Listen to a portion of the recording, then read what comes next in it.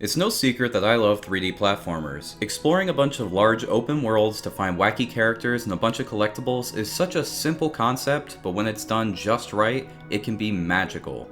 The gaming industry has sorely lacked entries in the collectathon genre since the days of Banjo-Kazooie and Mario Sunshine, but this year a few games have been released in an attempt to revitalize this style of game. In April there was the mediocre Yooka-Laylee, and more recently Nintendo went back to an older style with Super Mario Odyssey, which I have yet to play, but between those there was a cute little indie game released called A Hat in Time.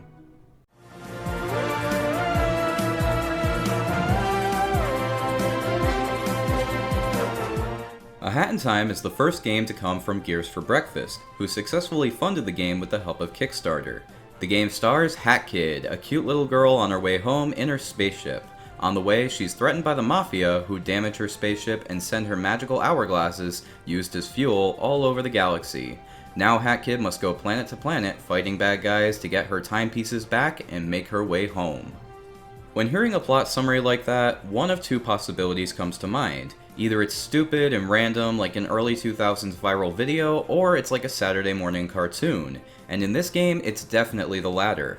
Everything in this game has been lovingly crafted to make whoever plays it feel like a kid again. The silly dialogue, the crazy settings, and the optimistic atmosphere never light up. The best way to describe the presentation would be to say it assaults the senses with cuteness. Hat Kid is going to be an iconic mascot. She's a typical silent protagonist in a lot of ways, but her facial expressions can make her stand out as a real character. There's even a dedicated button to blow a kiss. Can't be beat. The other characters are great too. At worst, they're serviceable enough to keep the story moving, but at the best, they'll have any player laughing out loud at the events unfolding on the screen. Even with the game being more story-driven than other games in the genre, every piece has been made with love and never gets in the way of the gameplay. The graphics are also reminiscent of an old-school platformer. They're cartoony, unique, and well-designed. Each world has been crafted really well, which is only made better by the multiple chapters in which the look or feel of the planets change. While there are occasional camera bugs or graphical glitches, they're minor flaws in an otherwise excellent presentation. Part of the reason for that would have to be the music. This is an incredible soundtrack, always perfectly appropriate for the events taking place on screen. The boss battles are intense, the calm moments encourage taking it easy, and the world themes all masterfully suit the environments they represent. Definitely a contender for Best Soundtrack of the Year. Then there's the gameplay, and it's actually difficult to describe how good it is. Controls are tight and responsive, and the introduction of the dive jump for course correction is a genius addition to a platformer's arsenal. When it comes down to it, Hat Kid's moveset is exactly like Mario's, but with the dive jump thrown in for good measure. The goal of the game is to collect Hat Kid's lost timepieces scattered throughout the 4 worlds. Each mission starts similar to one in Super Mario Sunshine, involving a zoom in on the goal and a unique world setup based on the act chosen. Some missions involve a boss fight, some require collecting items, and others involve performing miscellaneous tasks and playing mini-games. With 40 pieces in the game and another 2 worlds to come later as free DLC along with a co-op mode, A Hat in Time is well worth the asking price. Some of these levels, called time rifts, require Hat Kid to find a location on the map going by a picture given before entering the stage. While it would have been nice to be able to see this picture after entering the stage, when found they always lead to special platforming heavy areas requiring the player to either go through a Super Mario Sunshine style secret level or dive into the mind of an NPC and collect fragments of their memories. These are really fun and offer a unique platforming challenge.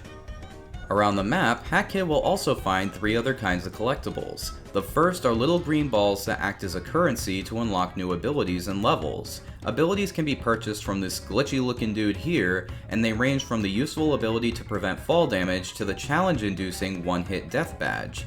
There's even a badge that causes all characters to sound like Rareware characters from the 90s. If only a certain other game had thought to make that optional as well.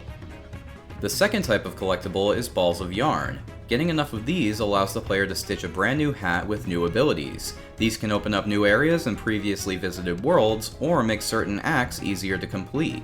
Each new ability is a welcome addition to the game and fits right in with the rest.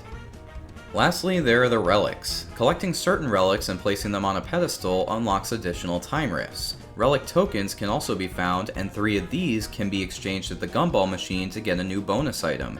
It could be a remix track on a particular chapter, or a new color palette for Hat Kid. Either way, they're really cool to find and equip. However, not all is bright and sunny in this game. While most of the controls are tight, landing on tightropes can be incredibly tricky and frustrating. It normally wouldn't be a big deal, but there are a lot of sections in the game requiring very precise tightrope jumping that can get annoying pretty quickly. Though even with those parts, the game really never poses much of a challenge. Hopefully the free DLC has a bit more difficulty, as the main game rarely feels like it wanted to test the player's ability. The lack of polish is also surprising for a game delayed as much as this was. Certain bugs and glitches, the game crashing at one point, and the lack of basic functions such as rebindable keys, zoom support when using a controller, and a full list of controls in general definitely show that this is a company's first outing in game development. Finally, it would have been nice to know just how many collectibles are left to find in specific chapters and acts. I'd love to scour the levels to find everything the game has to offer, but the game has no checklist of any kind to show where to look. I'm all for searching through a level for everything, but not if it's a blind hunt for fool's gold. Even after obtaining the map that shows where hidden collectibles can be found within a level, it doesn't tell you which acts the collectibles can be found in, nor does it show collectibles within an area behind a loading screen. It's very limited and makes the exploration feel like a chore more than a fun experience sometimes. Even with all of these flaws, the game is an achievement. Fun to a fault and adorable to boot, A Hat in Time absolutely accomplishes its task of revitalizing the 3D platformer genre with tight gameplay, mind-blowing boss fights, and a wholly unique and original personality, which is why it gets a 9 out of 10.